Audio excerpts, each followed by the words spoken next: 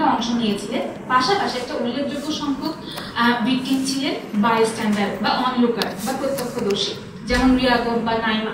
আচ্ছা, এবারে আমরা যদি একটু দেখতে চাই যে এক্স্যাক্টলি কোন ধরনের অস্ত্রগুলো ব্যবহার করে এই হেডশটগুলো করা হয়েছিল, তো আমরা দেখতে পাই যে এখানে দুই ধরনের ক্যাটাগরি আছে। প্রথমত লেস লিথাল বলা হয় যে বা কম প্রাণঘাতী যে অস্ত্রগুলোকে বলা হয়, যেমন ছড়রাগুলি, সেগুলো দিয়েও কিন্তু অনেক মানুষ হেডশটে টার্গেটেড হয়েছে। আমরা রাতুলের গল্পটা পরে শেয়ার করব, যে কিনা আসলে মেটাল পেলেট বা ছড়রাগুলি, ধাতব ছড়রাগুলি, রাবারগুলি না, সেনাবাহিনী মূলত ব্যবহার করে থাকে। এছাড়াও হচ্ছে 7.62 মিলিমিটার বুলেটও ব্যবহার করা হয়েছে। এবার আমরা যদি একটু দেখি এক্স্যাক্টলি কারা এই হেডশটগুলো কমিট করেছিলেন, আমরা দেখব যে পুলিশ তো অবভিয়াসলি পুলিশ সবচেয়ে বেশি সংখ্যক হেডশট ওনারা করেছেন আমাদের অ্যানালিসিস অনুযায়ী। প্লাস বাংলাদেশ বর্ডার গার্ডও কিন্তু বেশ লিথাল ফায়ারআর্ম বা প্রাণঘাতী আগ্নেয়াস্ত্র ব্যবহার করেছেন। বাট আমাদের অ্যানালিসিস অনুযায়ী আমরা আসলে এক্স্যাক্ট কোনো ডেটা পাইনি যেটা কনফার্ম করে বিজিবি কতগুলো হেডশট নিয়েছেন। কিন্তু আমরা জানি যে ওনারা প্রাণঘাতী অস্ত্র ব্যবহার করেছেন। স্পেশালি 19 জুলাইয়ের দিকে আমরা দেখেছি বাড্ডা রামপুরার দিকে অত্যন্ত অ্যাগ্রেসিভ মুডে ছিলেন বিজিবি সদস্যরা। তারপর আমরা যদি দেখি র্যাবের আমরা 3টা হেডশট কনফার্ম কেস পেয়েছি, যেটা র্যাবের সেনা সদস্যরা করেছিলেন। এটা ঢাকা, রাজধানী ঢাকা এবং ঢাকার বাইরেও আছে। এরপরে হচ্ছে বাংলাদেশ আর্মি। আমরা দেখেছি বাংলাদেশ আর্মি আসলে র্যাব এবং পুলিশ এবং বিজিবির তুলনায় তুলনামূলক কম ভায়োলেন্ট বা তুলনামূলক একটু বেশি তারা রেস্ট্রেইনড ছিলেন। তারপরেও বাংলাদেশের আর্মির দ্বারা সংগঠিত আমরা একটি কনফার্ম হেডশট কেসের এক্সাম্পল পেয়েছি, যেটা আপনার ভিডিওতে দেখেছেন। সাইফুল ইসলামকে হত্যা করা হয়েছিল ঢাকার যমুনা ফিউচার পার্কের কাছে। এছাড়াও নন স্টেট অ্যাক্টর হিসেবে আমরা দেখতে পাই যে ছাত্রলীগ, যুবলীগ এবং আওয়ামী লীগ, এমনকি আওয়ামী লীগের কিছু এমপিদেরও ডাইরেক্ট ইনভলভমেন্টের কারণে বেশ কিছু হেডশট এর ঘটনা ঘটেছে। বাট দেন এগেইন আমাদের কাছে এটার এক্স্যাক্ট কনফার্মড সংখ্যাটা নেই, আমরা এটা ভেরিফাই করতে পারিনি। বাট এটা ভেরিফাইড যে ওনাদের দ্বারা বেশ কিছু হেডশট হয়েছে। আচ্ছা, এবার যদি আমরা একটু সংক্ষেপে ভিকটিমদের দিকে তাকাই, এখানে আমরা যেহেতু আমাদের ভিডিও সংকলনটিতে আপনারা দেখেছেন রিয়াগব বা নাইমা সুলতানা বা প্রিয় বা মুগ্ধ, এই টাইপের হেডশট কেসগুলো বেশ ওয়েল নোন, আমরা এদের ঘটনাগুলো জানি। আমরা একটু তুলনামূলক কম জানি যে কেসগুলো, সেগুলোকে আমরা একটু এখানে হাইলাইট করার চেষ্টা করেছি। যেমন এখানে জুনায়েদ ইসলাম রাতুল, 11 বছর একজন শিশু শহীদ। ওনাকে আসলে ছড়রাগুলি দিয়ে মাথা এবং চোখে লিথালি গুলি করা হয়েছিল। সো ইন দ্যাট কেস ছড়রাগুলি কিন্তু আসলে ঠিক কম প্রাণঘাতী না, এটা প্রাণঘাতী। এবং এছাড়া আমরা একজন সার্ভাইভার এর ঘটনা পেয়েছি, যিনি হচ্ছেন বাসির খান মুসা। রামপুরা মেয়াদে ওনার বাসা ছিল এবং ওখানে বাসার নিচে দাদির সাথে আইসক্রিম নিতে যাওয়ার সময় ওনাকে মাথায় হেডশট করা হয়, তো উনি সার্ভাইভ করেছেন। এছাড়া আমরা হচ্ছে একজন শ্রমিক শহীদেরও ঘটনা পেয়েছি, যার নাম মোহাম্মদ ওহিদ মিয়া। উনি উত্তরাতে নিহত হয়েছিলেন। এছাড়া হাফেজ মোহাম্মদ হাসানের কেসটাও আমরা পাই, যিনি যাকে বলা হয় যে জুলাইয়ের সর্বশেষ শহীদ। এছাড়াও আমরা সাজিদুর রহমান ওমরের ঘটনাটা জানতে পারি। একটি হেডশট আসলে ওনার একটি বুলেট ওনার পুরো মস্তিষ্কের হেমিস্ফিয়ার দুটো ভাগ করে দিয়েছিল। উনি আসলে বেশ নির্ভীকভাবেই আন্দোলনে অংশগ্রহণ করেছিলেন। তারপর মোহাম্মদ আতিকুর রহমান একজন ভিকটিম ছিলেন, যিনি আসলে 2জন শিশুর বাবা। তাকেও যাত্রাবাড়িতে পিছন থেকে গুলি করা হয়। এবার আমরা একটু থিওরাইজ করার চেষ্টা করব যে এক্স্যাক্টলি কেন এই হেডশটগুলো ঘটেছিল। তো নিরস্ত্র আন্দোলনকারীদেরকে মাথায় গুলি করা, যেমনটা আমরা শহীদ ওমর বা মীর মুগ্ধ বা সৈকত বা প্রিয় ক্ষেত্রে দেখেছি, এগুলো কিন্তু আসলে কোনোভাবেই ক্রাউড কন্ট্রোল বা ঠিক রায়ট ম্যানেজমেন্টের আওতায় আপনি এটাকে এক্সকিউজ করতে পারবেন না। এগুলো হচ্ছে নিশ্চিতভাবেই ক্রাইম এগেইনস্ট হিউম্যানিটি বা মানবতা বিরোধী অপরাধ। তো এই অপরাধগুলো ভয়াবহতা বোঝার জন্য আমাদেরকে দুটো প্রশ্ন করতে হবে। প্রথমত জিজ্ঞেস করতে হবে যে কেন একটা রাষ্ট্র আইনের বাধ্যবাধকতাটাকে মেনে চলা বন্ধ করে একদম ডাইরেক্টলি এভাবে করে হেডশট করে সহিংসতাটা করছে, এবং দ্বিতীয়ত কিভাবে একটা রাষ্ট্রের কাছে তার নিজের নাগরিকরাই ডিসপোজেবল সিটিজেনে পরিণত হয়। তো আমরা যদি প্রথম প্রশ্নটার উত্তর খোঁজার চেষ্টা করি, তাহলে আমাদেরকে স্কলার আমেরিকান হিস্ট্রিয়ান হ্যানা অ্যারেন্ডের থিওরিটার কাছে যেতে হবে। হ্যানা অ্যারেন্ডের মতে, হ্যানা অ্যারেন্ডের 1970 সালে প্রকাশিত একটি বই আছে, বইটির নাম অন ভায়োলেন্স। তো ওটা থেকে আমরা জানতে পারি যে ভায়োলেন্স বা সহিংসতাকে আসলে তখনই পাওয়ার বা ক্ষমতাকে প্রতিস্থাপন করে যখন একটা শাসক গোষ্ঠী থ্রেটেন্ড ফিল করে, জনগণের দ্বারা হতে পারে বা কোনো অনগোয়িং মুভমেন্টের দ্বারা হতে পারে। তো যখন কোনো সরকার জনগণের আস্থাটা হারিয়ে ফেলে, জনগণের কাছ থেকে ক্রেডিবিলিটি বা লেজিটিমেসিটা হারিয়ে ফেলে, তখন আসলে সে টিকে থাকার জন্য অলমোস্ট একটা মরণ কামড়ের মতো এক ধরনের এই ধরনের হেডশট কেসেগুলোর মতো ভয়ঙ্কর সহিংসতার আশ্রয় নেয়। বাংলাদেশে আমরা জুলাই আন্দোলনে এটাই দেখেছি। বছরের পর বছর ভুয়া নির্বাচন, একের পর এক মানবাধিকার লঙ্ঘন, বিরোধী দলগুলোকে দমন, বিচার বহির্ভূত হত্যা, গুম এবং দুর্নীতি দিয়ে আওয়ামী লীগ সরকার আসলে জনগণের কাছ থেকে ওই লেজিটিমেসিটা হারিয়ে ফেলার পরে এই সরকার আসলে কোনো গণতান্ত্রিক বৈধতা ছিল না। তো এই হেডশটগুলো সুতরাং হচ্ছে অনেকটা শাক দিয়ে মাছ ঢাকার মতো, জাস্ট একটা জনগণকে ভয় দেখিয়ে একটা কৌশল প্রয়োগের চেষ্টা। এটা আমাদের বুঝতে হবে যে আসলে একটা শাসক গোষ্ঠী বা রেজিমের যখন সিংহাসনটা নড়ে যায় বা ভঙ্গুর হয়ে যায়, তখনই কেবল শুধুমাত্র সে এই ধরনের বর্বরতাগুলো প্রয়োগ করে, হেডশটে বর্বরতাগুলো প্রয়োগ করে নিজেকে শক্তিশালী বা পাওয়ারফুল প্রুভ করার চেষ্টা করে। তো এটাই হ্যানা আরেন্টের থিওরি দিয়ে আমরা হচ্ছে কিছুটা বুঝতে পারি। দ্বিতীয়ত, কীভাবে রাষ্ট্রের কাছে শ্রমিক ওহিদ মিয়া কিংবা মাওলানা শিহাব, যিনি একজন শহীদ ছিলেন হেডশটের, এবং হাফেজ মোহাম্মদ হাসান বা মীর মুগ্ধের মতো মানুষগুলো কীভাবে এক্স্যাক্টলি হত্যাযোগ্য বা কিলেবল হয়ে ওঠে, সেটা বোঝার জন্য আমাদের ক্যামেরুনের স্কলার আশিল বেন্ডের নেক্রোপলিটিক্স কনসেপ্টটা আমরা ব্যবহার করতে পারি। তো এই নেক্রোপলিটিক্সের কনসেপ্ট অনুযায়ী রাষ্ট্র ডিসাইড করে কে বাঁচবে এবং কে মরবে। রাষ্ট্র ডিসাইড করে কার জীবন ডিসপোজেবল, কার জীবন ডিসপোজেবল না। তো 24শে গণঅভ্যুত্থানে আমরা কিন্তু আওয়ামী লীগের কাজ কারবার আসলে নেক্রোপলিটিক্সটাই দেখেছি। আমরা দেখেছি যে এই রাষ্ট্রের কাছে মাওলানা শিহাব বা হাফেজ হাসানের মতো জীবনগুলো আসলে ডিসপোজেবল ছিল এবং এদের জীবনে কোনো মূল্য ছিল না। তো রাষ্ট্র এদেরকে আসলে এনিমি অফ দ্য স্টেট বা রাষ্ট্রের শত্রু হিসেবে গণ্য করত।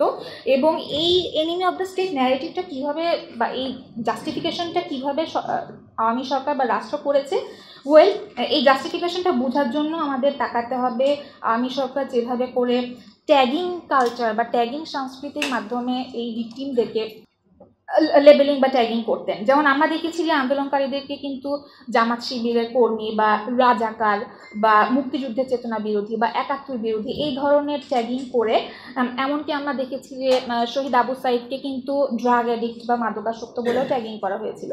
তো এই ট্যাগিংগুলো আসলে একটা ট্যাগিং কালচারকে ইন্ডিকেট করে, যে কালচারটার মাধ্যমে আওয়ামী লীগ সরকার মূলত এই ভিকটিমদেরকে ডিহিউম্যানাইজ করেছিলেন।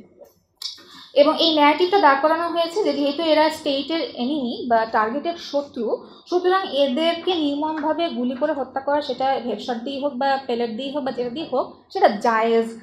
আমরা যদি আরেকজন স্কলারের কাজের দিকে একটু তাকাই, তিনি হচ্ছেন আমেরিকান হিস্ট্রিয়ান জুডিথ বাটলার। তার মতে এই ধরনের ন্যারেটিভ দাঁড় করানোর পরে আসলে একটা রাষ্ট্র এই ধরনের ভিকটিমদের জীবনকে আনগ্রিভেবল হিসেবে দেখে, অর্থাৎ এদেরকে হেডশট করে মেরে ফেলার, টার্গেটেডভাবে হেডশট করে মেরে ফেলার পরে রাষ্ট্রের আসলে কোনো মোরাল ক্রাইসিস তৈরি হয় না। সো এটা রাষ্ট্রের কাছে অ্যাকসেপ্টেবল আর কি। এবার যদি আমরা একটু চিন্তা করি যে আইনশৃঙ্খলা বাহিনী বা পুলিশ কেন এতটা নিষ্ঠুর বা বর্বর ছিল, পুলিশ কেন এতটা ট্রিগার হ্যাপি ছিল। আমরা যদি যাত্রাবাড়ি ম্যাসাকারের দিকে তাকাই, এবং এছাড়াও রামপুরার একটা কেস ছিল, আপনারা হয়তো ভিডিও দেখেছেন, যেখানে নির্মাণাধীন একটা ভবনে একজন নিরস্ত্র আন্দোলনকারীকে যেভাবে হান্ট করে বা শিকার করে গুলি করা হয়েছে। তো এই ধরনের বর্বরতাটা কেন, এটা বুঝতে আমরা পলিটিক্যাল সেটেলমেন্ট থিওরির সাহায্য নিতে পারি, যে থিওরি আমাদেরকে শেখায় যে একটা অথরিটেরিয়ান বা স্বৈরাচারী শাসনতন্ত্রে পুলিশ আসলে বা পুলিশ বা ল এনফোর্সমেন্ট বা আইনশৃঙ্খলা বাহিনী আসলে জনগণকে সার্ভ বা সেবা করে না। এরা হচ্ছে মূলত শাসক গোষ্ঠী বা রেজিমের বাম হাতে পরিণত হয়। তো আমরা দেখে এসেছি যেভাবে করে যোগ্যতার ভিত্তিতে নিয়োগ না দিয়ে পলিটিক্যাল লবিং কিংবা লয়্যালটি, পার্টি লয়্যালটির উপর ভিত্তি করে বছরের পর বছর ধরে পুলিশ নিয়োগ দেওয়া হয়েছে। আমরা দেখেছি কীভাবে করে অ্যান্টি টেরোরিজমের নাম করে জনগণকে বা নিরীহ মানুষকেই টেরোরাইজ করা হয়েছে। আমরা দেখেছি কীভাবে করে কোনো ধরনের লিগাল প্রসিডিওরের ধার না ধরে পুলিশকে এই ধরনের সহিংসতাগুলোর জন্য পুরস্কৃত করা হয়েছে। আমরা দেখেছি কীভাবে 2013-তে শাপলা চত্বরে ম্যাসাকারটা করে ল এনফোর্সমেন্ট বাহিনীর পার পেয়ে গিয়েছেন আর কি। তো এটা থেকে আমরা বুঝতে পারি যে পুলিশের বা ল এনফোর্সমেন্টের ওই ইউনিফর্মটা গায়ে চাপানো মানে আসলে আপনাকে একটা কিলিং লাইসেন্স দিয়ে দেওয়া হয়েছে। এরপরে আরেকটা ছোট্ট চিন্তা আমাদের মাথায় আসতে পারে যে বাংলাদেশের পুলিশিং সিস্টেম তো বেসিক্যালি সেই কলোনিয়াল ইরা থেকে চলে আসা কিছু ল দিয়ে কিন্তু গাইডেড। তো তাহলে কি এখানে ওই কলোনিয়াল লিগাসিটা চলে আসে কিনা? বাট ওই কলোনিয়াল লিগাসির যে কঙ্কালটা রয়েছে সেই কঙ্কালটাকে কিন্তু আওয়ামী লীগ সরকার গত 15-16 বছর ধরে একদম ওইটাকে আরও ফ্লেশ আউট করে দানবে পরিণত করেছিলেন। সো ওটাও একটা কারণ হতে পারে। আমরা বাকি কারণগুলো আমাদের প্যানেলিস্টদের থেকে জানার চেষ্টা করব। তো এরপরে সপ্রাণের পক্ষ থেকে আমরা বেশ কিছু রিকমেন্ডেশন বা কিছু পদক্ষেপ রিকমেন্ড করছি এর পরবর্তী সরকার বা অন্তর্বর্তী সরকার যেন এগুলো বাস্তবায়ন করেন, যেন এই ধরনের হেডশটগুলো বা এই হত্যাকাণ্ডগুলো যেন আর না দেখতে হয় বাংলাদেশের বুকে। তো আমাদের প্রথম রিকমেন্ডেশন হচ্ছে আইনশৃঙ্খলা বাহিনীর মানবাধিকার লঙ্ঘনগুলো তদন্ত করবার জন্য বাংলাদেশের যে অলরেডি এক্সিস্টিং জাতীয় মানবাধিকার কমিশনটি আছে, আমরা চাই সেই কমিশনটাকে যেন আরও এমপাওয়ার করা হয়, আরও ফাংশনাল করে তোলা হয়। দ্বিতীয়ত আমরা চাই যে সর্বস্তরের জনগণকে ইনক্লুড করে যেন একটা নাগরিক আন্দোলন গড়ে ওঠে, যেটা পুলিশ রিফর্ম বা আইনশৃঙ্খলা বাহিনীর রিফর্মটাকে একটা জাস্ট টেকনিক্যাল ইস্যু হিসেবে না দেখে এটাকে যেন একটা রাজনৈতিক এবং গণতান্ত্রিক ইস্যু হিসেবে ট্রিট করা হয়। তৃতীয়ত পুলিশ এবং অন্যান্য আইনশৃঙ্খলা বাহিনী নিয়োগের ক্ষেত্রে বা পোস্টিংয়ের ক্ষেত্রে বা প্রমোশনের ক্ষেত্রে যে একটা পলিটিসাইজড কালচার বা একটা রাজনীতিকীকরণ আমরা এত বছর ধরে দেখে এসেছি, আমরা চাই সেটা বন্ধ করার জন্য একটা নিরপেক্ষ পুলিশ কমিশন গঠন করা হোক। চতুর্থত পুলিশ অ্যাক্ট 1861 মতন বেশ কিছু আইন আছে যেগুলো এখনও কলোনিয়াল লিগাসিটা ধরে রেখেছে, আমরা চাই এই আইনগুলো যেন রিফর্ম করা হোক। আমাদের আরেকটি রিকমেন্ডেশন হচ্ছে যে মানবাধিকার সংস্থাগুলো এবং নাগরিক সমাজের সাথে কোলাবোরেট করে একটি যেন community based citizen law enforcement alliance গড়ে তোলা যায়, যা প্রতিটি কমিউনিটিতে আইনশৃঙ্খলা বাহিনীকে একটা জবাবদিহিতার মধ্যে রাখবে। আমাদের ষষ্ঠ রিকমেন্ডেশন হচ্ছে আমরা এমন কিছু আইনি ব্যবস্থা রিকমেন্ড করছি যার মাধ্যমে ল এনফোর্সমেন্ট হুইসেল ব্লোয়ারদেরকে যেন একটা স্ট্রং লিগাল প্রোটেকশনের আন্ডারে আনা যায়, যার ফলে পরবর্তীতে যে কোনো সরকারের আমলে আইনশৃঙ্খলা বাহিনীর উপর যদি কোনো রকম রাজনৈতিক প্রেশার আসে যে আপনাদের এটা করতে হবে বা এটা করতে হবে, যেটা আমরা রিসেন্টলি দেখেছি যে বিবিসির একটা রিপোর্টে প্রকাশ হয়েছে যে একদম উপর থেকে একদম শেখ হাসিনা এবং আসফাকুজ্জামান খান থেকে যে ডাইরেক্ট লিথাল ফায়ারআর্ম ইউজ করার ইয়েগুলো এসেছে, অর্ডারগুলো এসেছে এবং যে অর্ডারগুলো একদম অন্ধভাবে আইনশৃঙ্খলা বাহিনী পালন করেছে, আমরা যেন এই জিনিসগুলো আর না দেখি। আর কোনো আইনশৃঙ্খলা বাহিনীর সদস্য যদি এই ধরনের অর্ডার পালন করতে আনকমফোর্টেবল ফিল করেন, তারা যেন এই ধরনের হুইসেল ব্লোয়ার অ্যাক্ট বা আইন দ্বারা প্রোটেক্টেড হন, সেটা আমাদেরকে নিশ্চিত করতে হবে। একটা এক্সাম্পল টানা যায় যে 2019 সালে আসলে জার্মান পুলিশদের এরকম একটা এক্সাম্পল ছিল যে ওনারা হচ্ছে নিরস্ত্র আন্দোলনকারীদের উপরে লিথাল ফায়ারআর্ম বা শক্তি বল প্রয়োগ করতে ওনারা রাজি হচ্ছিলেন না। তো এটা তাদের দেশে মানে জার্মানিতে স্ট্রং এই ধরনের হুইসেল ব্লোয়ার অ্যাক্ট থাকার কারণে এই জিনিসগুলো প্রোটেক্টেড থাকে। তো আমরা এরকম কিছু রিকমেন্ড করছি বাংলাদেশে। আমাদের 7 নম্বর রিকমেন্ডেশন হচ্ছে যে to make human policing work in Bangladesh. আমাদের এখানে আসলে বেশ কিছু রিসার্চের জায়গা আছে এবং আমরা চাই পরবর্তী সরকারগুলো যেন এই বিষয়ে যথেষ্টভাবে ইনভেস্টমেন্ট এটা আনে।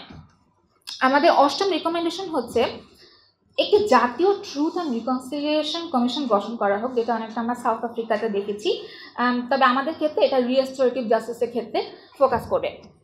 আমাদের 9ম রিকমেন্ডেশন হচ্ছে একটি পাবলিকভাবে একটি পুলিশ ব্রুটালিটি বা ল এনফোর্সমেন্ট ব্রুটালিটি আর্কাইভ তৈরি করা হোক, যেখানে এই ধরনের কেসগুলো ভালোভাবে বা থরোলি ডকুমেন্টেড থাকবে।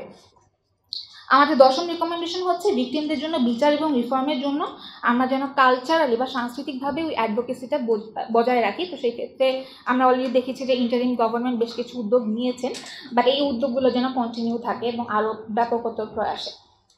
আমাদের সর্বশেষ রিকমেন্ডেশন হচ্ছে যে বাংলাদেশে ল এনফোর্সমেন্ট বাহিনীগুলো যেন বাধ্যতামূলকভাবে অধিকার ভিত্তিক ট্রেনিং বা রাইটস বেসড ট্রেনিংটা ওনারা যেন পান এবং এই ট্রেনিংগুলো যেন অ্যাকচুয়ালি ওনারা ইমপ্লিমেন্ট করেন। তো যেমন আমরা দেখেছি যে স্ক্যান্ডিনেভিয়ান বেশ কিছু দেশগুলোতে পুলিশ এই ধরনের ট্রেনিং পায় এবং এগুলো বেশ রিগোরাস ট্রেনিং হয় বা 2-3 বছর ব্যাপী হয়। তো বাংলাদেশের ক্ষেত্রে যদি এতটা রিগোরাস করা না পসিবল হয়, তো আমরা রিকমেন্ড করছি যে অ্যাটলিস্ট 6 মাস ব্যাপী একটা ট্রেনিং আয়োজন করা যায় কিনা। সো এটাই ছিল হচ্ছে আমার প্রেজেন্টেশন। সবাইকে ধন্যবাদ জানিয়ে শেষ করছি। ধন্যবাদ।